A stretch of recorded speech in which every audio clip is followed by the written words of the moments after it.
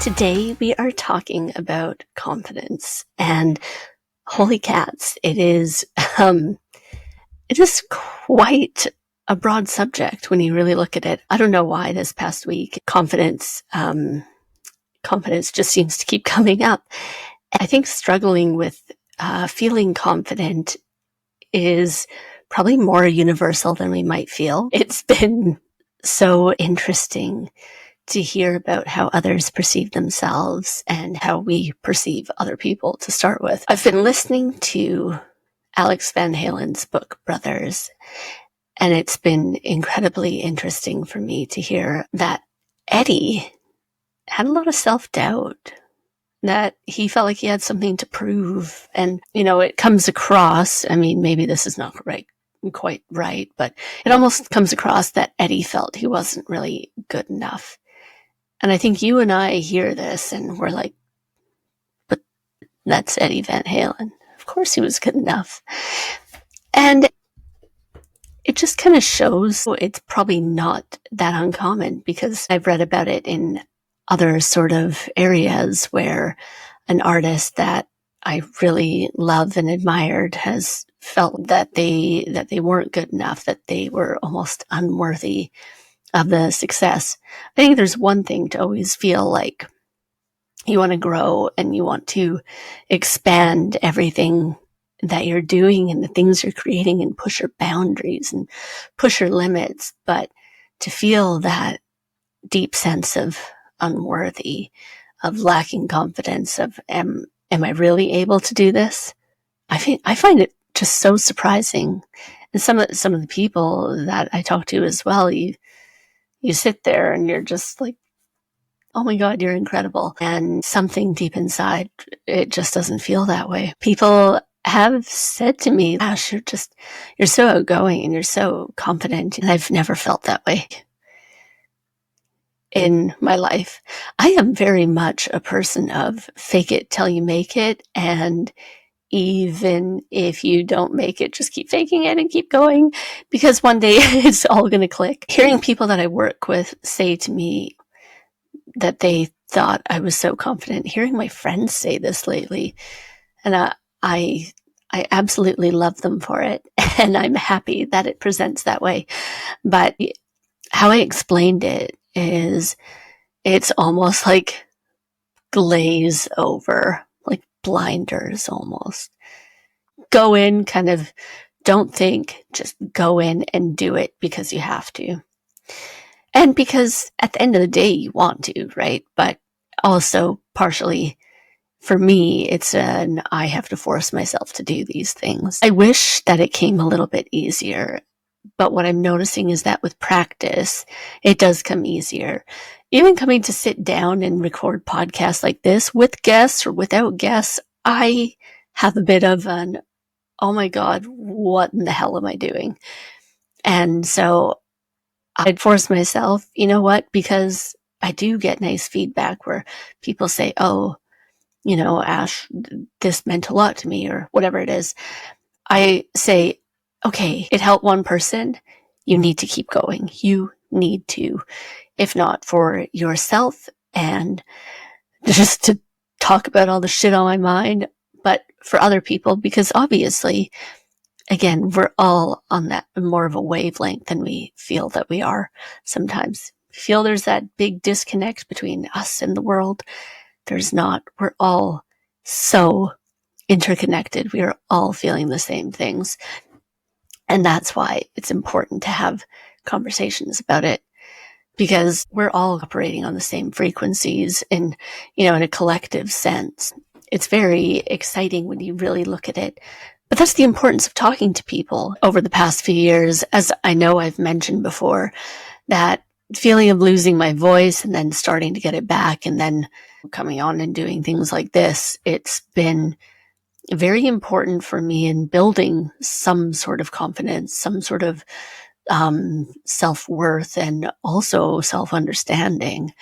And that is a big part of why I keep pushing forward to do it, because I think in the long run, we all have incredible stories to share. We all have incredible things to talk about, interesting ideas and perspectives, encouragement, and what we should all feel like we're able to express them in whatever form that may be, even if it's to your friends or on an online platform. It really doesn't matter. It has been, I guess, truly a moment of burning everything to the ground and then kind of rebuilding in a more fortified manner.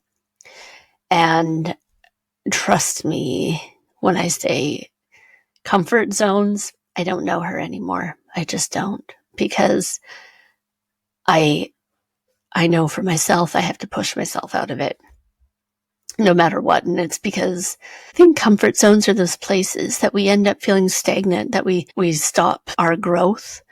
We lose some of our insight and some of our creativity.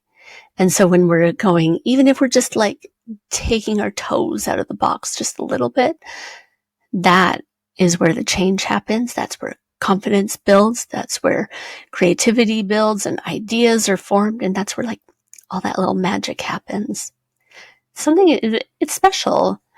And I'm just going to say this right here. If you feel like you don't have that, I'm promising you that you do, because you have all of that inside. If you want to have that all, you do have it all. There's the potential for fucking anything.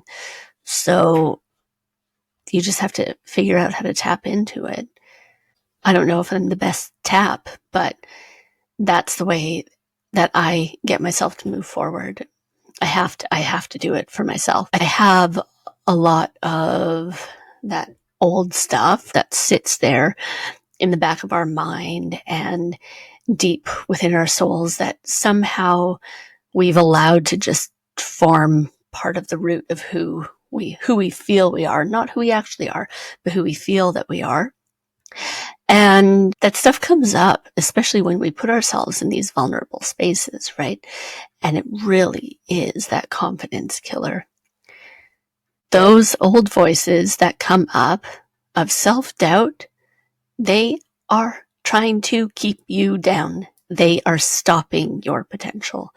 They are stopping your growth and everything that you are striving for in your life. So you need to just squash them, right? It's not easy to do. When I find that they come up for me, what I truthfully need to do is take myself aside, go look in the mirror, or even just write it in my phone or on a piece of paper, or even just in my head, come up with the facts. This is not true because I have all of this to back it up. And then I give myself the opposite. If I'm saying, I cannot do it, I'm going to go challenge myself. Okay, really? Why can't you do it? And then it starts to remove those little barriers, but we have to just drill that shit into our own heads, because that's the only way we kind of end up stepping over those hurdles, right? Because you have to just kind of do a brain cleanse and just release it. We don't want our potential to be stopped by things that have happened to us or things we've felt or experienced, no matter how big or seemingly insignificant that they may have been. We can't be the ones that sit and hold ourselves back and hurt ourselves in the long term. Part of this is a bit about change of perception. It's about, thinking about how we really look at other people and listening to the actual things that people are saying about us, not judging it based on perception. Like, I don't know, I only got 5 likes on this post, I must be trash. Well, no, that's not really how it works. Or we can't judge things on our perception of it. We have to look at the facts and look at a long line of almost historical data, right, to back it up. When I look at, for example, the feelings of self-worth, there are many more things to back up that I do have worth than there are to back up that I do not have worth. Okay, we need to look for those things and kind of flip that. The other thing I was just telling my friend about this morning actually was when we are faced with these times that we decide, no, we can't because of XYZ. What if I look dumb? What if I blah, blah, blah? We need to flip that and go, what if the absolute best outcome happened? What's the real harm on the flip side, of doing something versus not doing something? Because I think as long as you're acting in best interest of yourself and your community, as long as it's not something harmful for other people, you're really not taking a risk, by doing something. I mean, you are in a sense, but I want you to think of it a risk that it's going to be magnificent and better than you could have ever imagined, than the risk that everything will totally backfire and blow up in your face.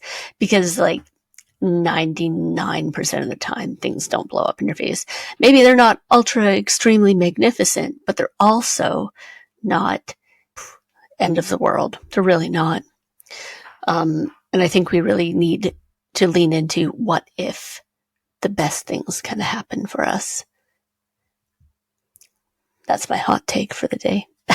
One of the other things that I have really had to fight with is rejection sensitivity. I have a few friends that deal with this as well, and it's so unbelievably crippling.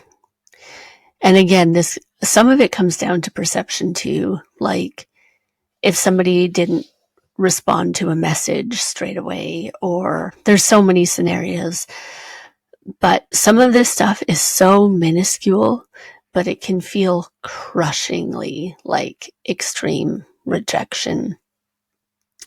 And I think it sends people who suffer from this into a bit of a spiral. Hi, self included.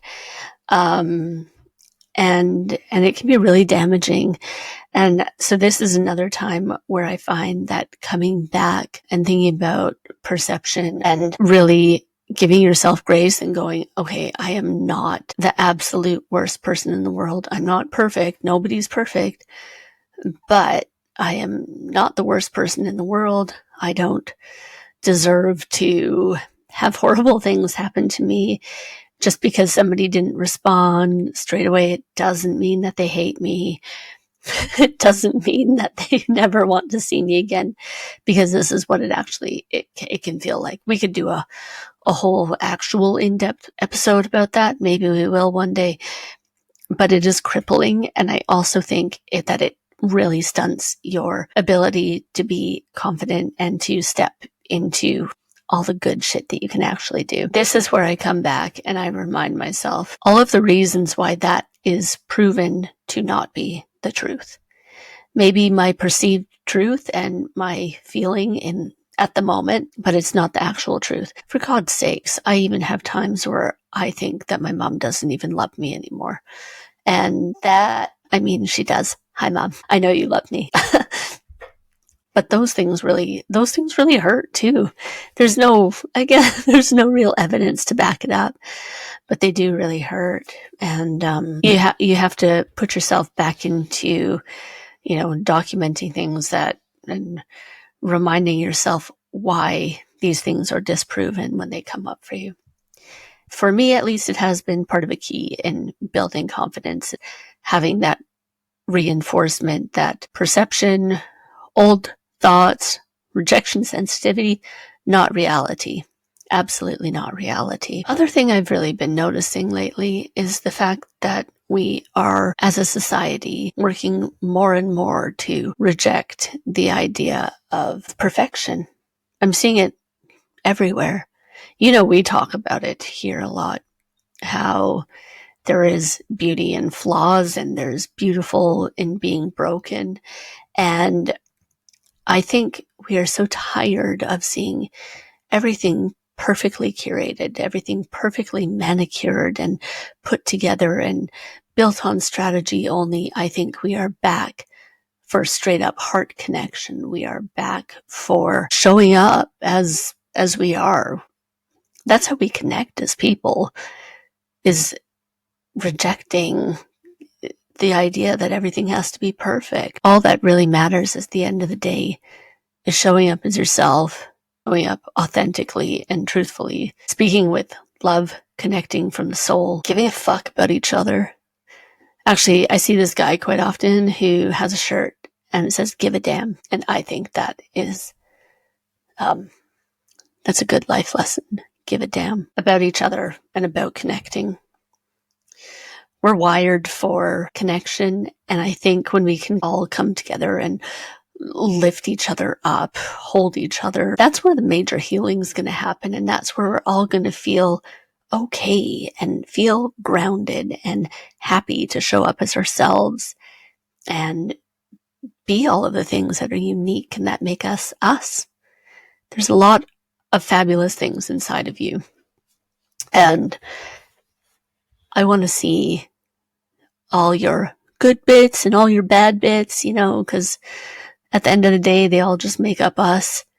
We have lots of things about us that make us amazing, and maybe we have other traits that make us a little bit messy, a little bit less than perfect. But that is that makes the whole package. And the thing is, people like the whole package. They don't like just that one little piece of you or whatever, because if they only do like that one little piece of you, they don't really like you. And that's okay. You have to be okay as well with not being liked. That is one for another day. So this week, I want to know, do you feel confident? Do you have trouble tapping into it? Are you a fake it or make it? Or what kind of exercises have you done to work on it? I'm so curious. I so want to know. Remember, you have a lot to offer in this world. So I'm sending you lots of love. I hope you have a beautiful day, and we will talk to you soon. Bye. Thanks so much for joining us on the Healthy Metal Hippie podcast. For more ways to connect, go to www.healthymetalhippie.com.